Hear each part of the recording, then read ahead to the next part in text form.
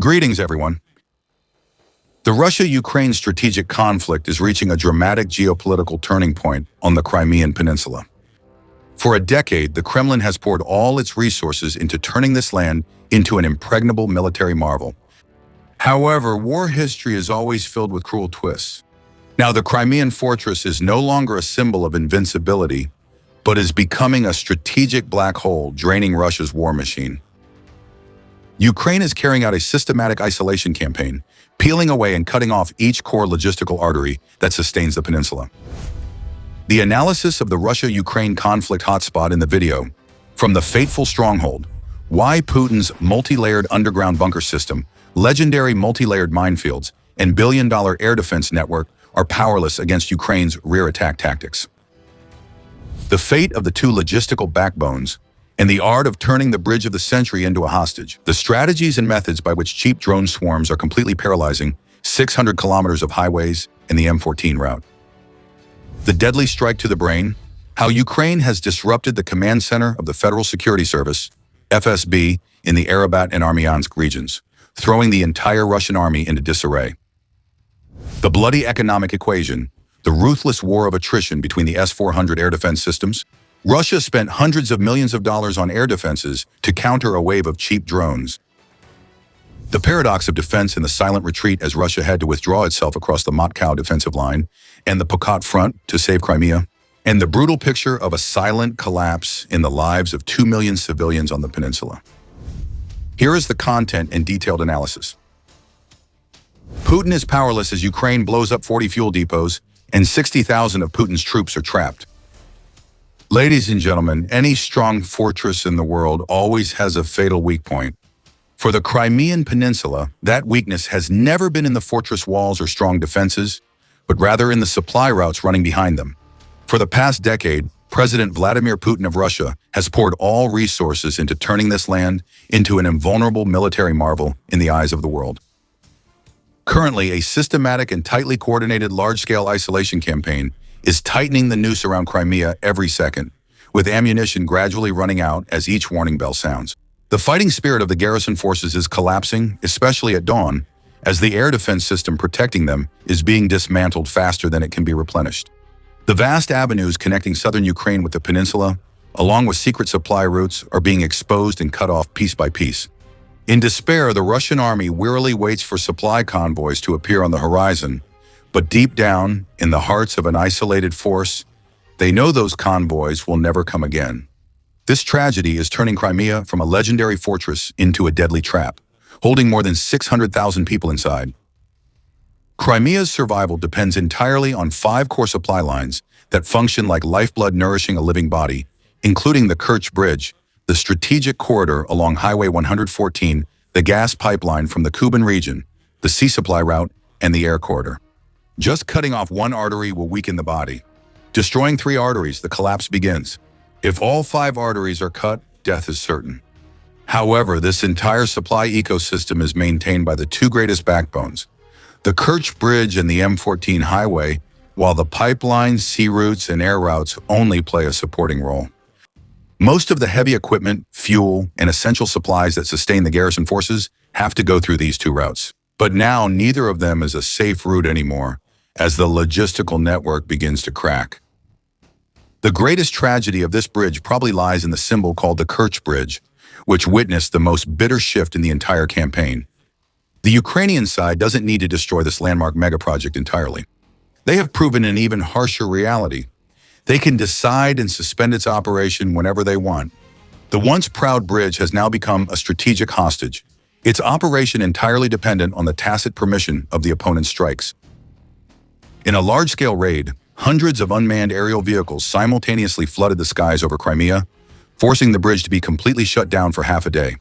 All vehicles, fuel and ammunition trains were immobilized, plunging numerous passenger trains into chaos, with delays lasting for many hours. This was not a random incident, but part of a fierce attrition campaign with more than 1,000 coordinated long-range strikes raining down on the area, accompanied by a series of violent explosions in Sevastopol, Saki, and Jankoy.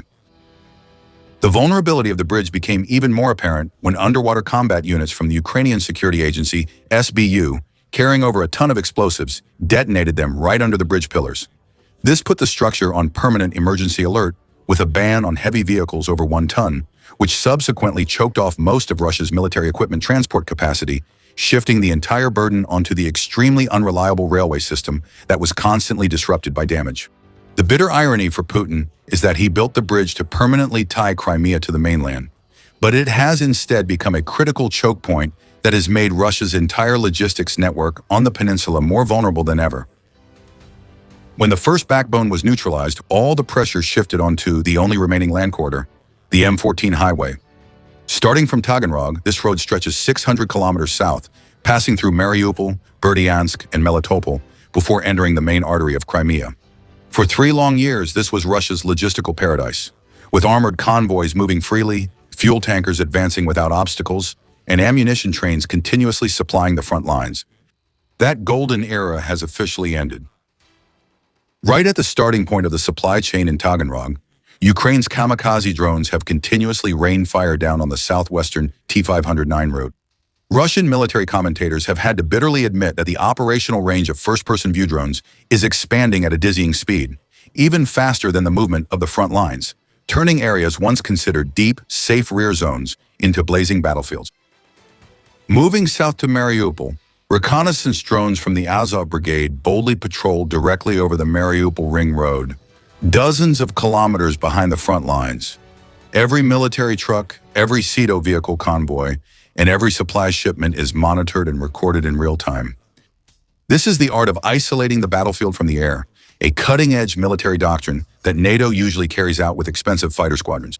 But now Ukraine is astonishingly recreating it using only cheap drones. The further south you go, the tighter the encirclement becomes at Melitopol, the vital choke point where all roads leading to Crimea converge. Strategic assessments from the Institute for the Study of War, ISW, confirm that Ukraine's surgical strikes have completely destroyed targets deep in the rear areas that Russia once classified as absolutely safe zones. At the very end of this chain of rear area disasters is Jankoy, the most important railway hub of the entire Crimean Peninsula. All goods transported by rail across the Kerch bridge must be gathered here before being distributed to Sevastopol, Simferopol, or the southern naval bases. A direct drone attack on this Russian facility tore apart locomotives and deformed freight cars. In the railway transport system, losing even a single key locomotive is enough to cause system chaos and disrupt coordination plans for many days.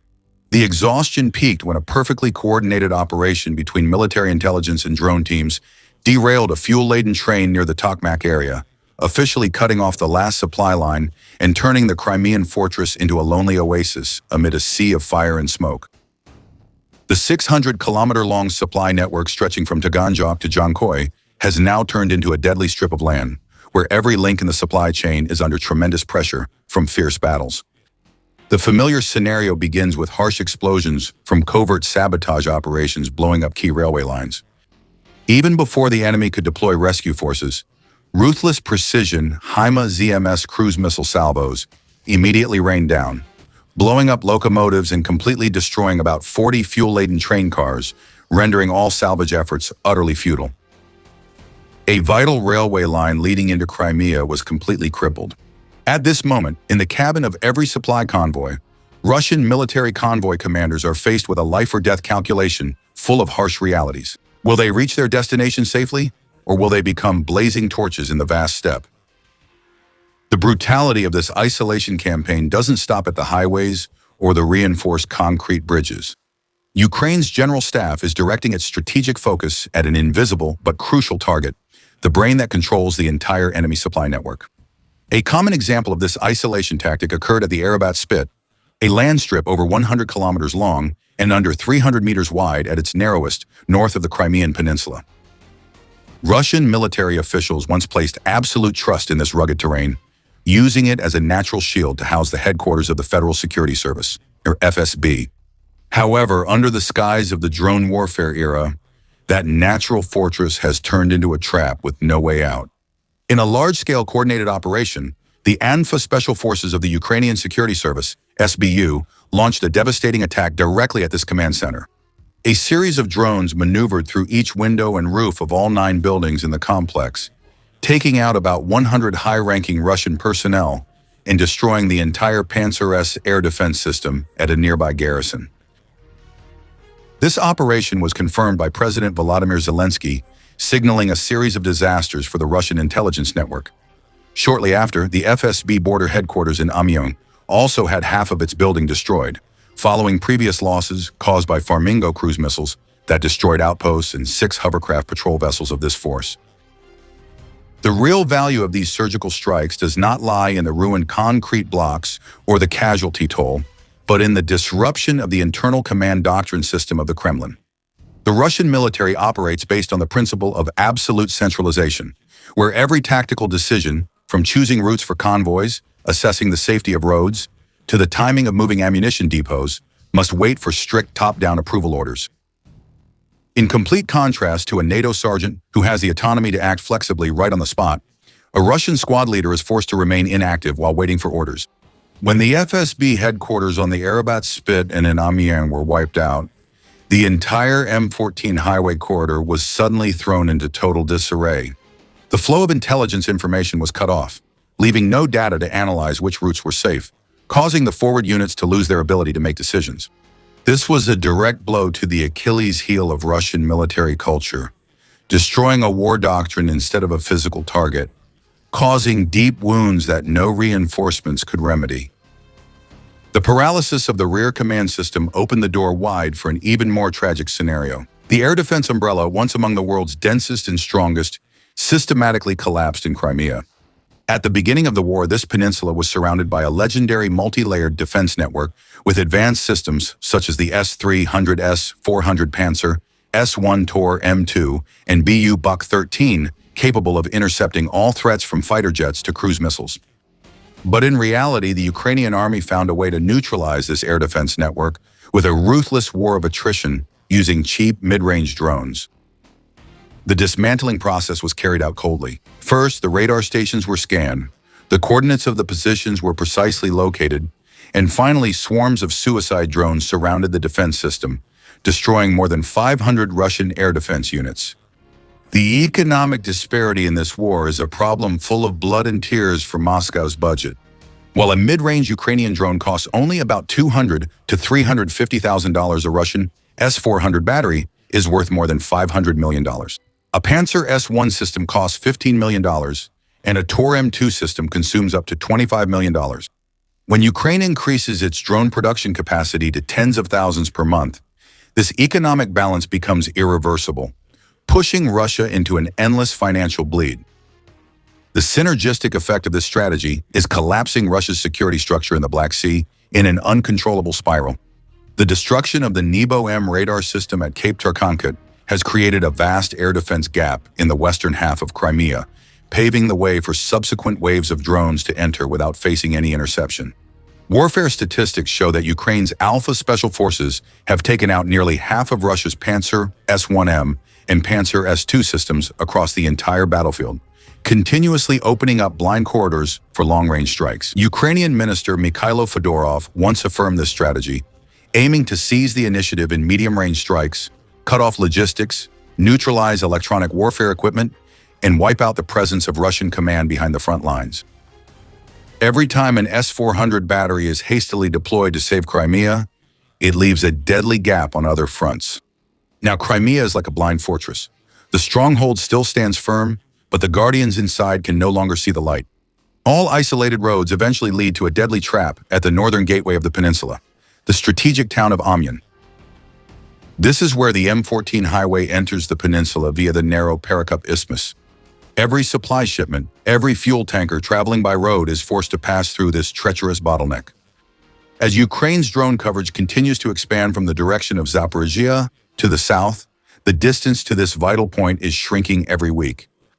With the town of Stepnos, located 30 kilometers to the north, now completely under Ukrainian control, every further advance by these forces brings Amiens closer to the range of sustained, devastating fire. Once the Ukrainian army establishes control and absolute sustained firepower over the routes leading into Amiens, the land corridor, once a source of pride for the Kremlin, will officially be terminated. At that point, the only remaining lifeline tied to the fate of the entire Crimean Peninsula will be the Kerch Bridge. This very route already bears the scars from previous attacks, and history has shown that it can be shut down at any moment. Geopolitical analysts began to see a grim picture emerging, as it became a matter of simple arithmetic for the massive war machine trapped inside. A garrison force of more than 60,000 people requires an enormous amount of supplies, up to about 2,000 tons per day, to sustain life and combat capability. From artillery shell crates, tens of thousands of liters of fuel, to food, medical supplies, and spare parts, everything is running out at an accelerating rate. Meanwhile, the air supply road is now just a desperate solution, limited to light transport planes trembling as they fly over Crimea under the weak protection of battered anti-aircraft defenses. The loss of the landing guidance radar system at the strategic Babaibak airport has turned every daily supply flight into a deadly gamble, where the line between life and death is extremely thin. The gap between what the Russian military truly needs and what they actually receive is narrowing alarmingly, creating a severe shortage that accumulates day by day. Strategic reserves will be depleted in a harsh order. First, the most heavily consumed heavy artillery shells, then fuel for motor vehicles, diesel for generators, and finally heating fuel for the soldiers. A structural Achilles heel that most Western observers often overlook is Russia's incurable strategic paradox. Moscow cannot strengthen Crimea's defenses without weakening its other fronts. Every time an electronic warfare system is redeployed to strengthen the protective shield for the Kerch bridge, it means one less system elsewhere, leaving Russian units in Zaporizhia completely exposed to swarms of Ukrainian drones. The Crimean Peninsula is no longer a solid fortress, but has turned into a strategic black hole, draining all of Russia's already scarce military resources. It consumes all the finest resources just to maintain the existence of a garrison force that cannot go on the offensive. It is increasingly unable to defend itself and matters more to Moscow as a political symbol than as a purely military asset. But the greatest tragedy of this campaign of isolation isn't solely borne by the soldiers with guns. Behind the war reports and the battles lies the fate of more than 2 million civilians living on the peninsula. The first devastating blow struck the source of drinking water, life's essential element. About 85% of Crimea's fresh water needs depend entirely on the North Crimean Canal, a massive irrigation project 400 kilometers long that brings water from the Dnipro River in mainland Ukraine. After Russia annexed the peninsula in 2014, Ukraine immediately cut off this canal. For 8 long years, Russia had to struggle to manage with groundwater sources and emergency desalination plants, but all of that was just a drop in the ocean. Even though in the early days of the 2022 campaign, Russian forces reopened the canal, its future is once again as murky as gunsmoke.